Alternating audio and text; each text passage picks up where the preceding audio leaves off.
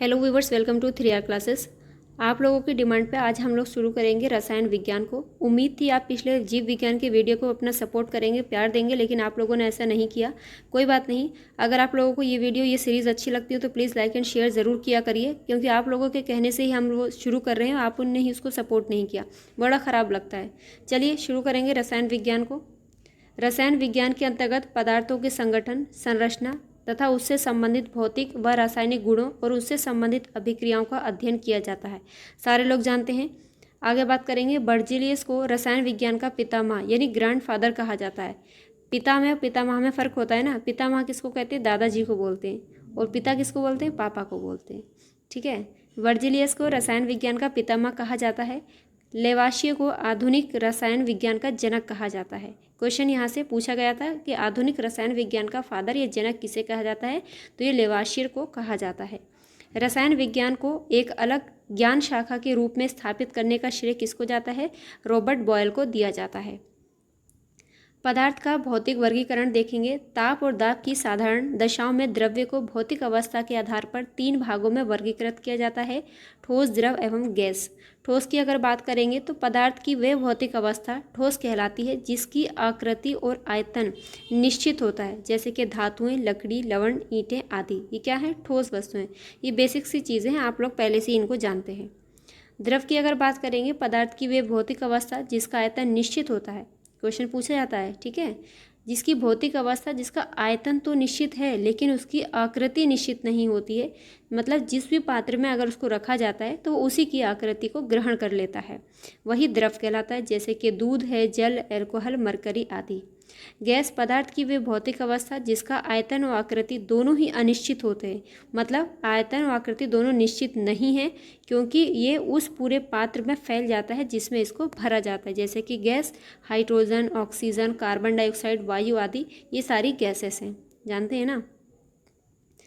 मानव के सामान्य शरीर में तत्वों की औसत मात्रा इंपॉर्टेंट लिस्टिंग है ये। यहाँ से क्वेश्चन पूछा जाता है कि इसमें से कौन सी मात्रा ज़्यादा पाई जाती है शरीर में, कौन सी कम पाई जाती है। तो परसेंट एक बार याद ना हो, लेकिन फिर भी इसको घटते बढ़ते क्रम में याद होना ज़रूरी है। देखेंगे ऑक्सीजन कितना पाया जाता है, लगभग 65% पाया जाता है। कार्बन की बात करेंगे तो 18.5%, हाइड्रोजन 9.5, नाइट्रोजन 3.2, कैल्शियम 1.5, फास्फोरस 1% ही पाया जाता है। पोटेशियम की बात करेंगे तो 0.4%, सल्फर 0.3%, सोडियम 0.2, क्लोरीन 0.2 और मैग्नीशियम 0.1%। स्क्रीनशॉट रख लीजिए, यहाँ से क्वेश्चन पूछा गया, इसको हल्के में ना लीजिएगा, सोचेंगे आगे बढ़ जाएंगे, लेकिन नहीं, यहाँ से क्वेश्चन पूछा गया था कि मानव शरीर में तत्वों की औसत मात्रा किसकी ज़्यादा पाई जाती है। जब 4 ऑप्शन में मिलेंगे तब कन्फ्यूज़न बढ़ेगा। चलिए आगे बात करेंगे धातु पर। वे तत्व जो ऊष्मा एवं विद्युत के सुचालक तथा उच्च गलनांक व क्वथनांक वाले होते हैं और उनमें चमक होती है, धातु कहलाते हैं। धातुओं का गुण पूछा जाता है। अगाध वर्तनीयता और तन्यता का गुण इसमें पाया जाता है, जैसे कि लोहा, चांदी, तांबा, सोना, एल्यूमिनियम।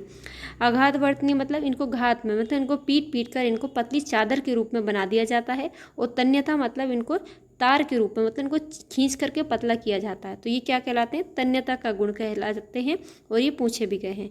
धातुएं कौन सी हैं? लोहा, चांदी, सोना, तांबा, एल्यूमिनियम सारी धातुएं हैं। अधातु की अगर बात करते हैं तो वे तत्व जिनमें धातु के विपरीत गुण होते हैं, अर्थात जिनमें चमक नहीं होती है।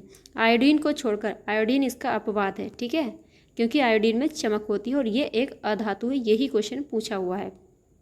अगाध वर्तनीयता और तन्यता का गुण भी नहीं होता है, अधातु कहलाते हैं। ये प्रायः विद्युत के कुचालक होते हैं तथा ठोस, द्रव और गैस तीनों ही अवस्थाओं में ये पाए जाते हैं, जैसे कि सल्फर, ब्रोमीन और फास्फोरस।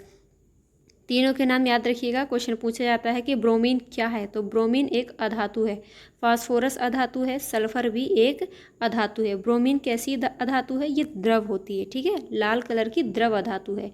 उपधातुएं कैसी होती हैं? वे तत्व जिनमें धातुओं और अधातु दोनों के यानी उभयनिष्ठ, उभयनिष्ठ मतलब दोनों के ही गुण पाए जाते हैं, जैसे कि आर्सेनिक, सिलिकॉन, एंटीमनी और बिस्मिथ, ये सारी उपधातुएं हैं।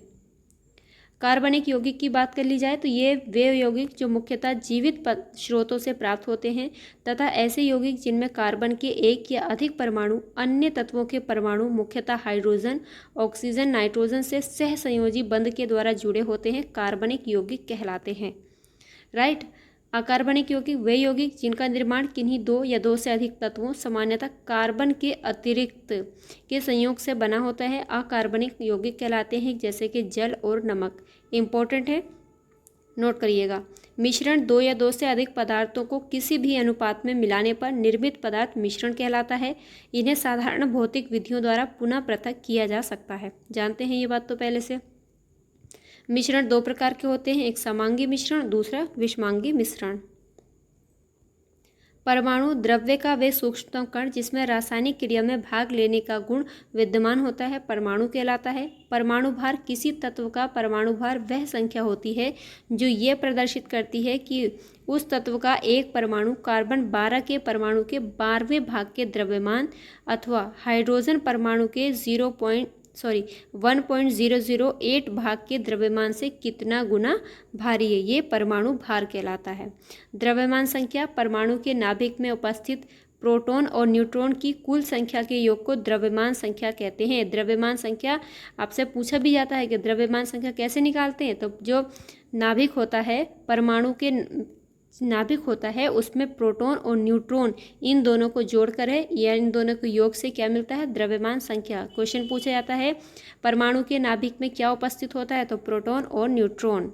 आगे बात करेंगे परमाणु क्रमांक। परमाणु नाभिक में कुल प्रोटॉनों की संख्या अथवा उदासीन परमाणु के लिए कुल इलेक्ट्रॉनों की संख्या उसका परमाणु क्रमांक कहलाती है।